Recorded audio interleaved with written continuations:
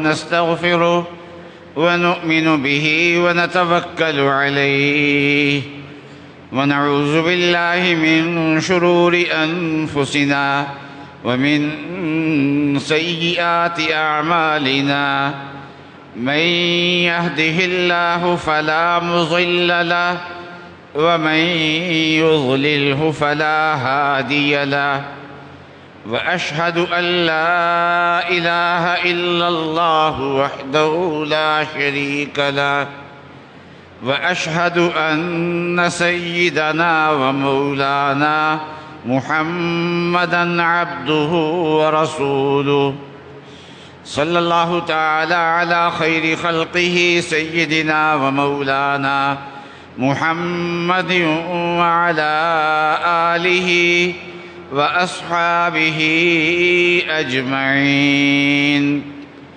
اللهم صل على سيدنا ومولانا محمد وعلى آل سيدنا ومولانا محمد وبارك وسلم صلاة وسلاما كثيرا كثيرا. مولاي صل وسلم دائما أبدا على حبيبك من زانت به العصور. أما بعد فأعوذ بالله من الشيطان الرجيم. بسم الله الرحمن الرحيم. واذكروا إذ جعل فيكم أنبياء وجعلكم ملوكا وآتاكم ما لم يؤت أحدا من العالمين. صدق الله العظيم وصدق رسوله النبي الكريم. بزرگان محترم اور برادران عزیز، سن 2025 اگست کی آج پہلی تاریخ ہے اور یہ آزادی کا مہینہ ہے. اس مہینے میں اللہ تبارک و تعالی نے مسلمانوں کو آزادی بھی دی اور مسلمانوں کو مستقل مملکت بھی عطا فرمائی. یہ ملک کوئی 2-4 سال کی جد و جہد کا نتیجہ نہیں ہے، بلکہ 140 سال سے زیادہ عرصے کی جد و جہد کے نتیجے میں یہ ملک ہمیں حاصل ہوا ہے. اور اس ملک کے حاصل ہونے کے بعد اللہ تعالیٰ کے بڑے بڑے انعامات ہوئے ہیں. ہندوستان پہ مغلیہ حکومت تھی اور بہت عرصے سے یہ مغلیہ حکومت قائم تھی. بڑی بڑی سلطنتیں وقت گزرنے کے ساتھ ساتھ کمزور ہو جاتی ہیں. اسی طریقے سے یہ سلطنت بھی وقت گزرنے کے ساتھ ساتھ اس میں کمزوریاں آتی چلی گئی. اور برطانیہ کے جو تاجر تھے تجارت کے لیے یہاں پر آئے تھے اور انہوں نے یہاں آ کے ایسٹ انڈیا کمپنی بنائی تھی، ان کا اثر رسوخ بڑھنے لگا. تو سن 1803 میں یہ اعلان ہو گیا کہ بادشاہی مغلیہ خاندان کی ہوگی، لیکن حکم ایسٹ انڈیا کمپنی کا چلے گا.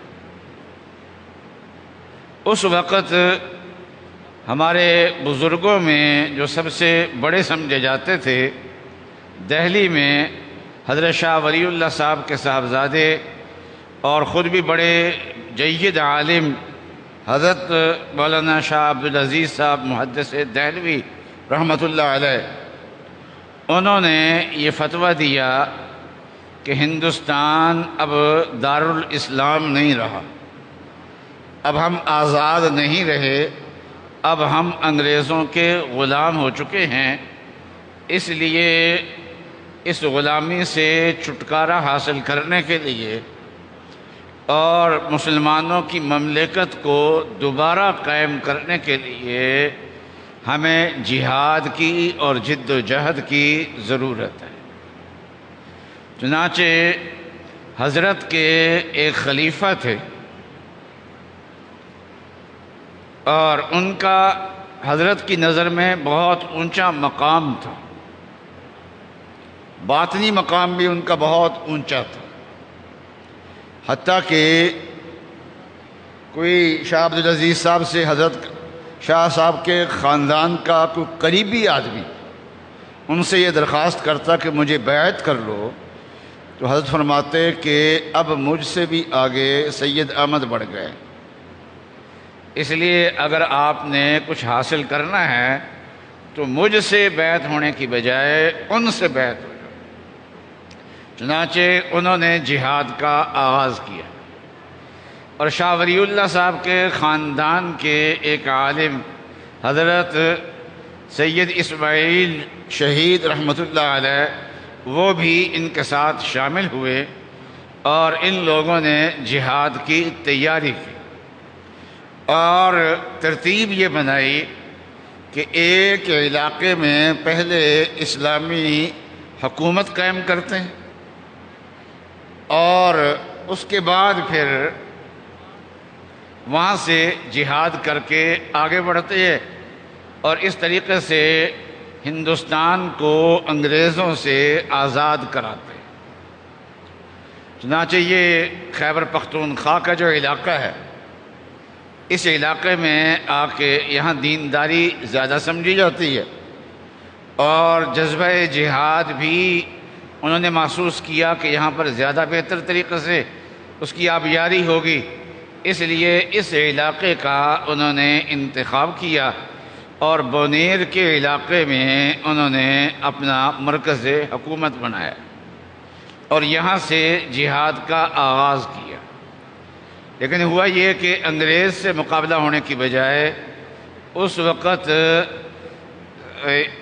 سکھوں کی حکومت لاہور پہ تھی اور ان کے ساتھ مقابلہ ہوا اور کچھ عرصہ یہ حکومت ان کی قائم بھی رہی۔ پھر اس مقابلے میں حضرت شاہ صاحب دونوں بزرگ جو تھے یہ شہید ہو گئے، بڑے بڑے حضرات، اور ایسا یعنی بڑی شہادتیں ہوئیں جیسا کہ کربلا میں بڑی شہادتیں ہوئیں۔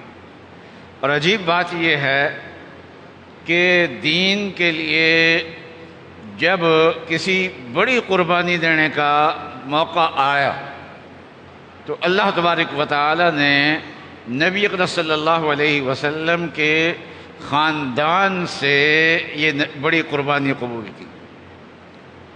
کربلا میں بڑی قربانی کی ضرورت تھی تو اس موقع پہ حضرت امام حسین، حضرت علی رضی اللہ تعالی عنہ کا خاندان اور حضرت امام حسین کا خاندان، امام حسن کا خاندان، حضرت حضرت جعفر کے اولاد کا خاندان، ان لوگوں نے قربانی دی۔ یہ رسول اللہ صلی اللہ علیہ وسلم کا خاندان تھا۔ تو اسی طریقے سے یہ حضرت شاہ صاحب نے جو قربانیاں دیں، بڑی قربانی کا موقع تھا، گو ظاہری طور پہ کامیابی نہیں ہوئی، لیکن اس قسم کی جو قربانیاں ہوتی ہیں وہ اپنے پیچھے ایک جذبہ چھوڑ جاتی ہیں۔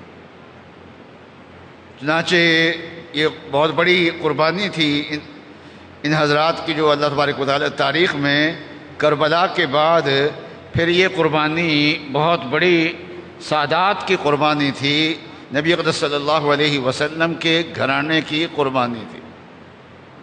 اور اس کے بعد پھر یہ جہاد کا سلسلہ چلتا رہا۔ یہ 1803 سے شروع ہوا ہے اور 1857 میں برطانیہ نے باقاعدہ اپنی حکومت کا اعلان کر دیا اور مغلی حکومت کا نام بھی جو نام کی حکومت تھی وہ نام بھی ختم کر دیا گیا۔ اس موقع پہ بھی شاملی میں ہمارے بزرگوں نے جہاد کیا اور یہ جہاد کا سلسلہ چلا۔ پھر جب حکومت نے انگریز کی حکومت یہاں پر مستحکم ہو گئی تو پھر ہمارے بزرگوں نے قانون کے دائرے کے اندر رہ کے سیاست جد و جہد کی. یہ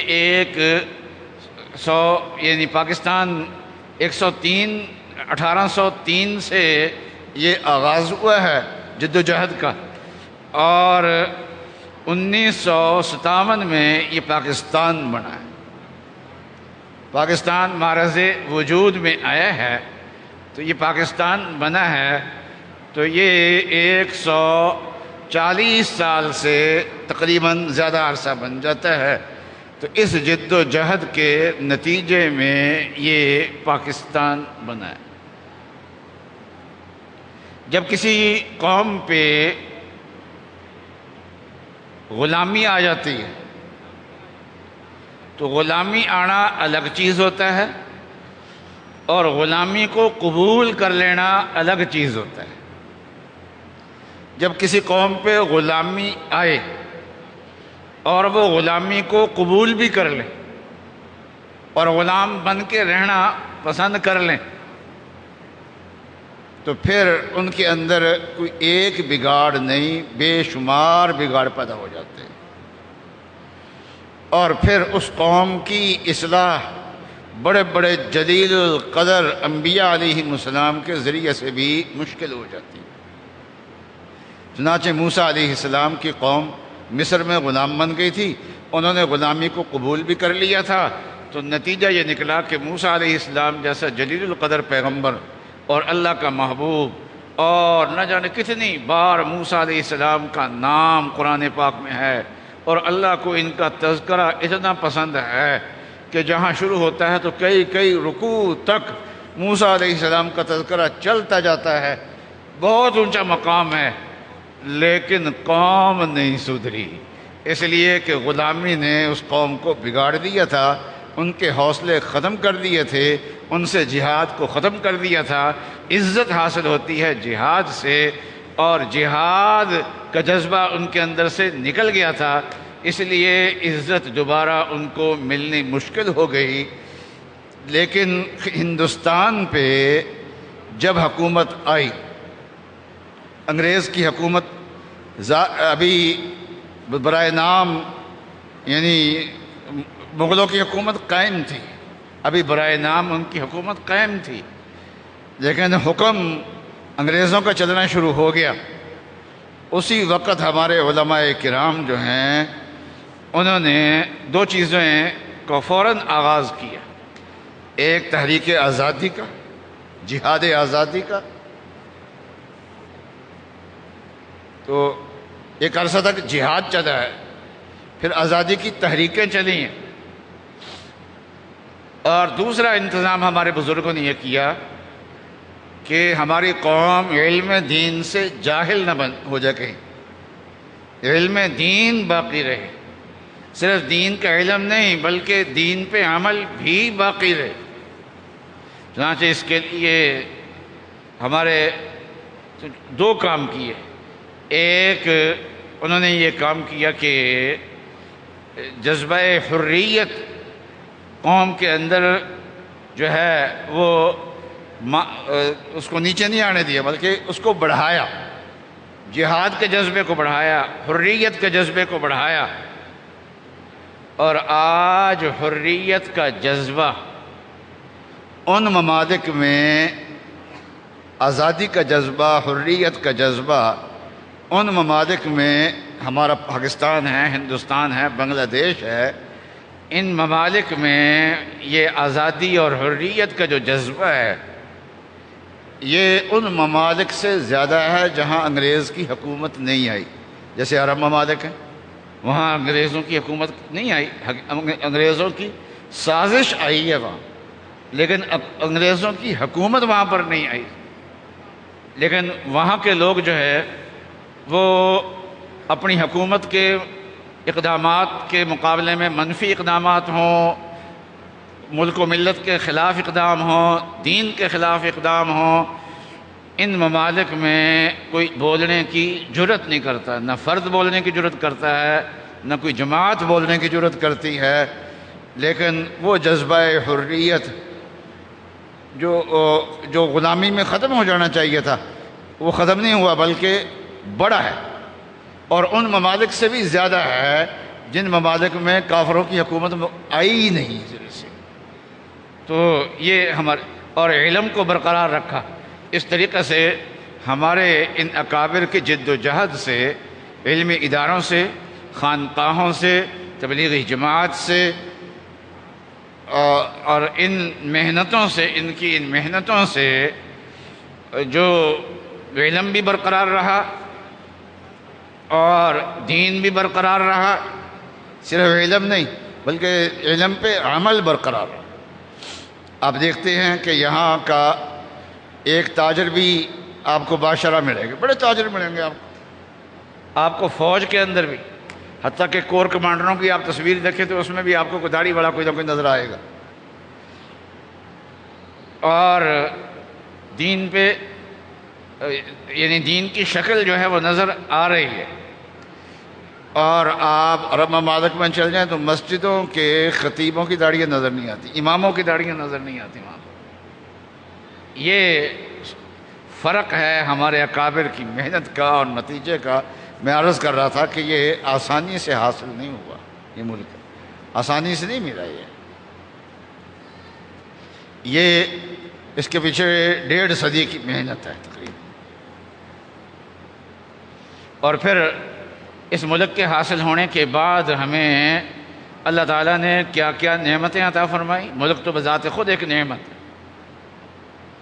بعض لوگ یہ کہہ دیتے ہیں کہ جناب جن لوگوں کے ذریعے سے ملک بنا ہے وہ لوگ خود دیندار نہیں تھے، ان سے کیا توقع رکھی جائے کہ وہ اسلامی ملک بنائیں گے، اسلام کا نظام نافذ کریں گے۔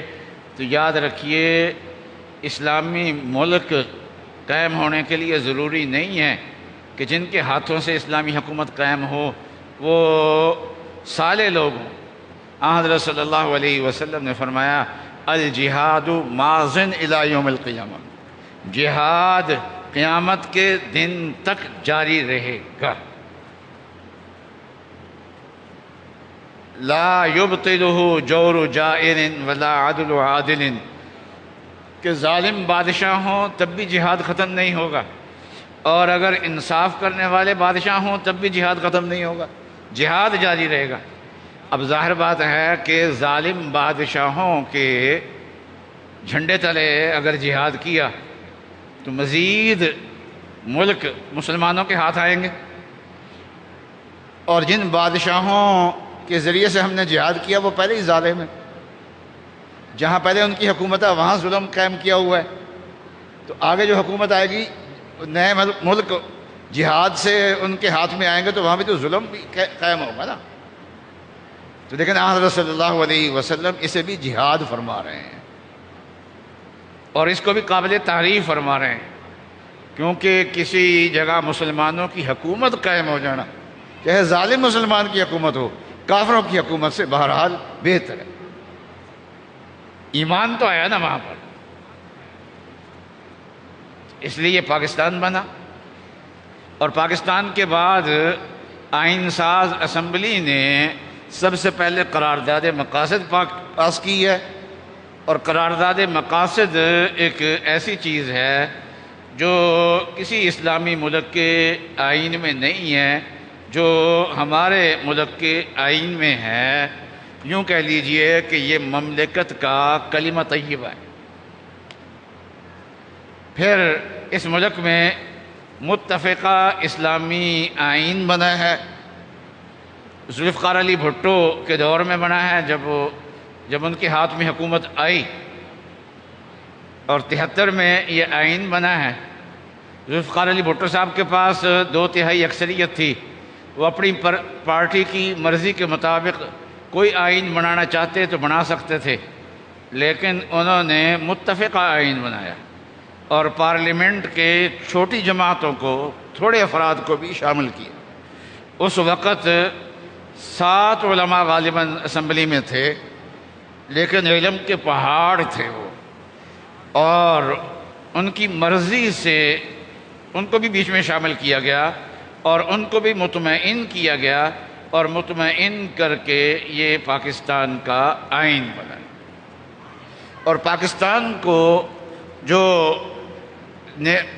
جو نعمت حاصل ہے وہ یہ ہے کہ اسلامی ممالک میں یہ واحد فوج ہے جو جہاد جس کا ماٹو ایمان، تقوی، جہاد فی سبیل اللہ، اللہ کے راستے میں جہاد، یہ اس کا ماٹو ہے، یہ کسی اور کو حاصل ہے۔ اور دنیا کی باصلاحیت فوج میں یہ داخل ہے، باصلاحیت ترین فوج میں یہ داخل ہے۔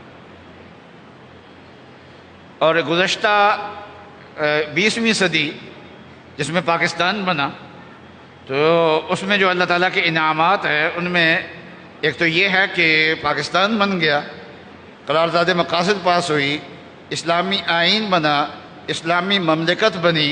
مسلمانوں کے ملک بہت ہے لیکن اپنے آپ کو سیکولر کہتے ہیں، اسلامی نہیں کہتے وہ اپنے آپ کو۔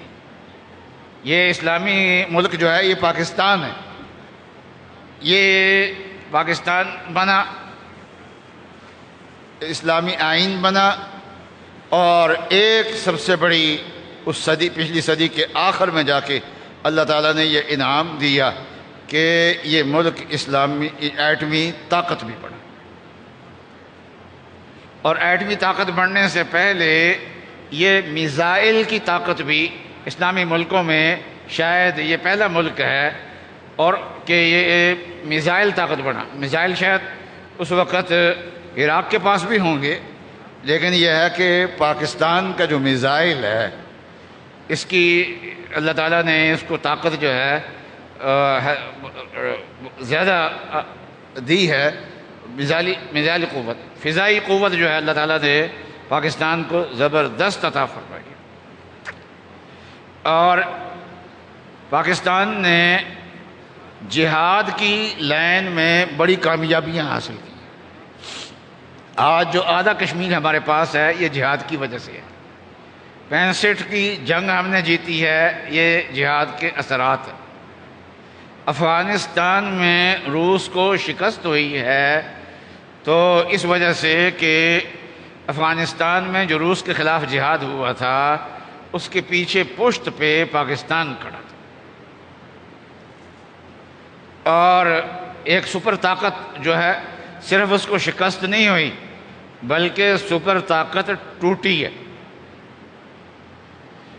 اور پھر اس کے بعد امریکہ کے زیر قیادت دنیا کی ساری طاقتیں اکٹھی ہو کے آ گئی، نیٹو کی طاقتیں، ان میں سے ایک ایک قوت ایسی ہے کہ اس کا مقابلہ کرنا مشکل ہے، اس کو شکست دینا مشکل ہے، اور جب ساری اکٹھی ہو کے آ جائے تو 20 سال میں اس کو شکست دی، اور جن لوگوں کے ہاتھوں سے انہوں نے حکومت لی تھی دوبارہ انہی لوگوں کی حکومت دوبارہ قائم ہوئی۔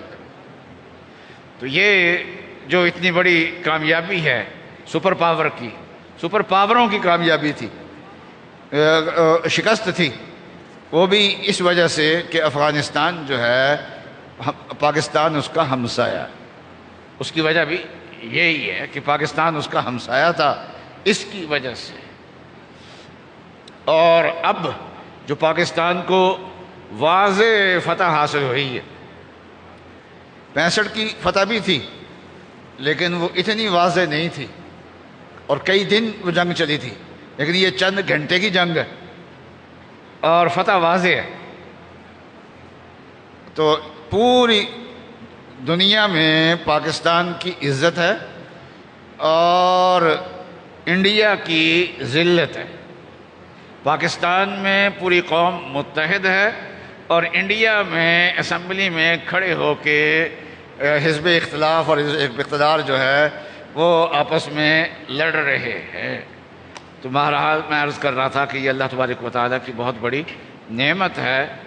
آگے کیا کرنا چاہیے، اصل میں یہ کہنا چاہتا تھا لیکن وقت نہیں ہے، وہ یہ ہے کہ اس وقت جو ہماری سیاست ہے وہ ایسے لوگوں کے ہاتھ میں آ گئی ہے جو سیاست کو اسلام اور دین کا حصہ نہیں سمجھتے۔ بلکہ بدماشوں کا کام سمجھتے ہیں، اور اس کے لیے کرپشن سے اس کا آغاز ہوتا ہے۔ پارٹی کے لیڈر کو رشوت دے کے ٹکٹ لی جاتی ہیں، اور پھر اس پہ پیسہ خرچ کیا جاتا ہے، تو ایک ایک حلقے میں کئی کئی کھڑے ہوتے ہیں، جیتنا تو ایک نے ہے، لیکن کروڑوں روپیہ سارے لگا رہے ہیں۔ وہ یہ جوا ہے، جوے میں ہوتا ہے کہ پیسے سب لگا رہے ہوتے ہیں، اور ہر ایک یا تو پیسہ سارا گیا یا اور بھی ساتھ لے کے آ گیا۔ جوا یہی ہوتا ہے، یہی ہوتا ہے کہ وہ جو ایک کامیاب ہو گیا، اس کا وہ پیسے جو لگے ہوئے ہیں وہ بھی واپس آ جائیں گے اور بھی واپس آ جائیں گے، اور جو ہار گئے ان کا پیسہ جو سارا ہے وہ ڈوب گیا۔ وہ جوئے والا حساب ہوتا ہے، اور اسمبلیوں میں جا کے یہ ربڑ سٹمپ ہوتے ہیں، اور اپنی ذمہ داریوں کا احساس نہیں ہوتا۔ یہ ملک جو ہمیں حاصل ہوا ہے، یہ نعمتیں جو ہمیں حاصل ہیں، ان نعمتوں کا بیڑا غرق ہو جائے گا اگر سیاست کو دین۔